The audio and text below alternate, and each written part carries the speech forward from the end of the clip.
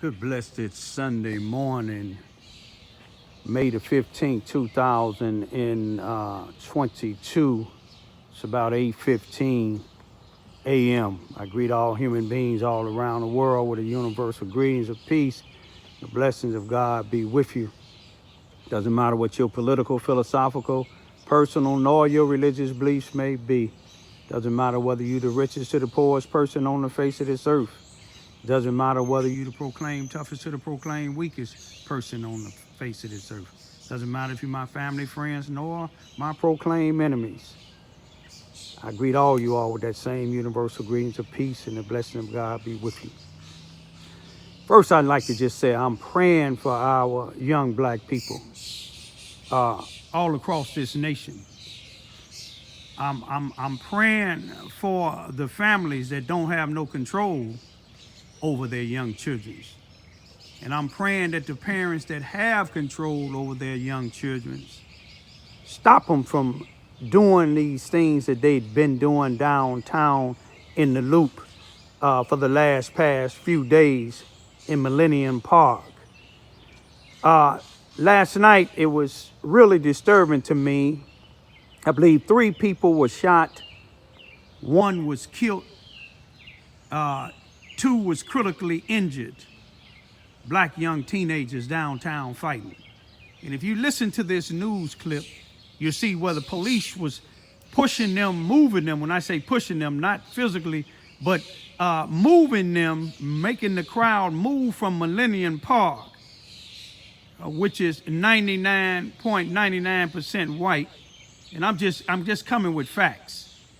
Moving them, south, getting them away from that particular area. But you see 2 young females fighting in the streets, pulling each other hair, while other people just videoing.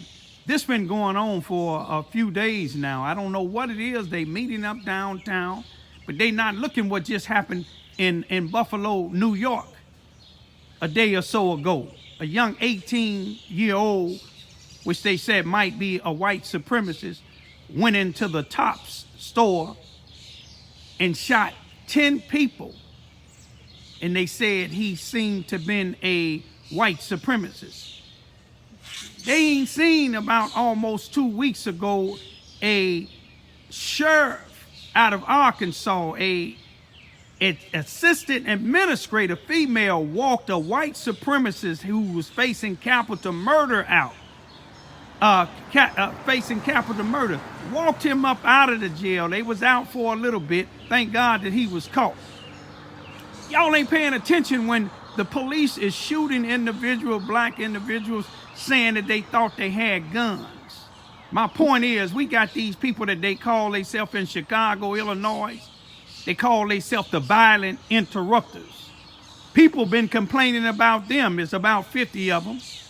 And they said that they know martial arts, and they playing the kung fu fighting song on there, and it's irritating people.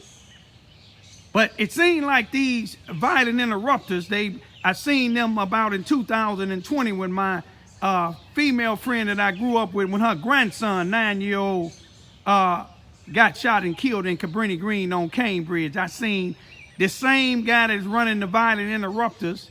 Another individual that called himself an activist. He done moved from Chicago to Texas now. Most people said he moved to Texas because he got them government grant funds like the violent interrupters and a lot of these other black groups want to get, black and white, ministers and everything.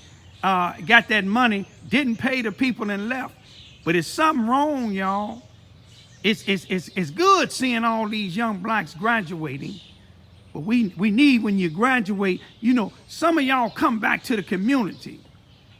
Get in them sheriff positions. Get in them chief police positions. Do like Ketanji Brown Jackson did. She went all the way up to the highest court fighting against this racism. I'm going to leave for right now, y'all. It's something really wrong. Check your leaders out. You see what I'm saying? You see the trees, the sky, the birds, you can hear them chirping, the grass. It's submitting to God's will. It's something wrong, y'all. Parents, if my 16-year-olds, I pray to God if I ever let them go out like that, that if they see something happening like that, they gonna leave. I just asked my youngest baby this morning if she was out there and she seen that happening, what would she done? And she said she would have left. But what would they be out there doing at 3 o'clock in the morning? They meet up just to fight. We need some help, y'all. We need some real activists, not actors, y'all. Hollywood looking for actors. Y'all take a check on these people like the violent interrupters, y'all. They want some of that money that the police getting. They tell the police instead of putting 100 people, 100 more police out, that they put 50 out and they use they 50 violent interrupters, but they want some of that money. They want to meet with the mayor. Okay, it was violence down in Millennium Park with all these young blacks. 3-4 days in a row. What was y'all at? Y'all on the bus talking about kung fu fighting. Somebody need to put y'all behind bars. Peace be still. Another night of chaos in the Loop. A 16-year-old boy was shot and killed. He was in Millennium Park. This was early last night. It happened as huge crowds were gathering in the park. Mayor Lori Lightfoot put out a statement overnight, reading in part, "This senseless loss of life is utterly unacceptable. Tonight, a mother is grief-stricken, mourning the loss of her child and searching for answers." The violence didn't stop there. It continued well into the night. CBS 2's Asal Razai live right now in the Loop to break this all down for us.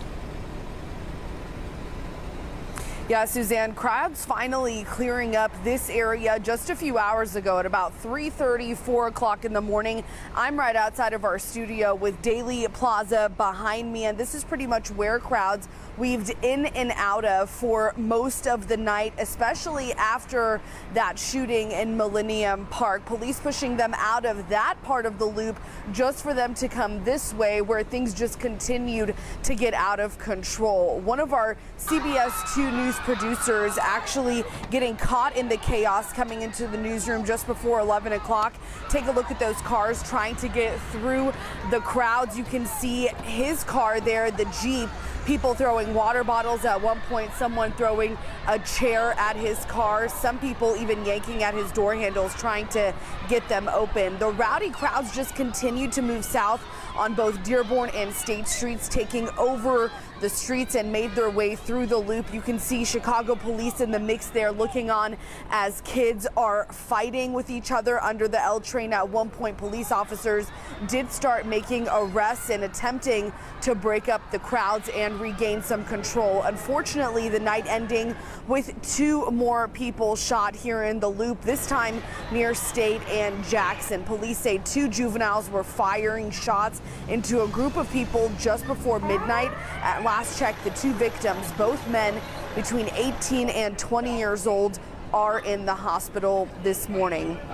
Now, back out here live, we did see a few small groups of people just kind of lingering in this area about 4 or 5 o'clock this morning, but we also saw police patrol cars stationed on State Street all the way until about 30 minutes ago. So far, police are questioning at least 2 persons of interest for that shooting that happened in Millennium Park, leading to the death of that 16-year-old. Also, 2 juveniles being questioned right now by Chicago police for the shooting that happened just a few blocks away on State and Jackson. For now, I'm live in the Loop. Asal Razai, CBS.